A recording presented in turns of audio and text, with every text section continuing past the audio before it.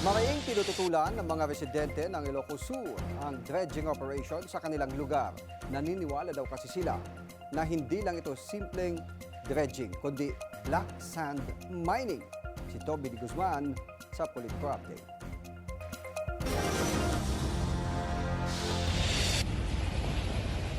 Mula nang inumpisahan ng Isla Verde Mining Corporation ng dredging sa barangay Poro Kawayan, Ilocos Sur at Santa Ilocos Sur, sinalubong na ito ng mga protesta ng mga residente. Pero may mga residenteng tikom ang bibig dahil daw sa takot. Pwede namin kayo ma-interview? Sir, ayaw po namin. No comment.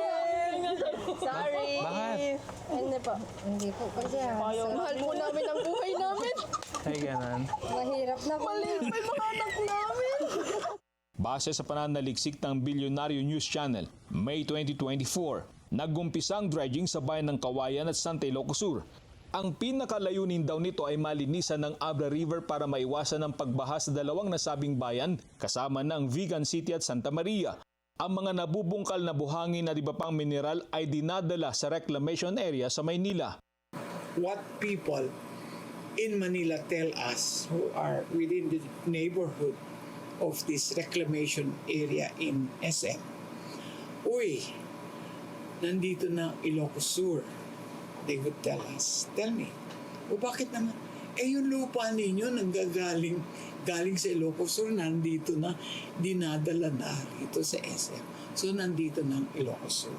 May kita ang mga LGU sa dredging, pero hindi raw matiyak ng mga residente kung magkano dahil ipinagkakait umano sa kanila ng mga kinaukulang tanggapan ang mga impormasyon tungkol dito. Naniniwala si Atty. Cordero at mga residente na hindi lang simpleng dredging operation ang isinagawa, kundi black sand mining. Ayon sa mga eksperto, matindi ang magiging epekto ng black sand mining sa turismo at kabuhayan ng mga residente. Bukod dyan, banta rin ito sa kalikasan. Sa pahayag ng pambansang lakas ng kilusang mamamalakaya ng Pilipinas o pamalakaya dahil sa seabed quarrying o dredging, nasira ang mga coral reef at iba pang yamang dagat kaya madalas umuuwing walang huli ang mga mangingisda.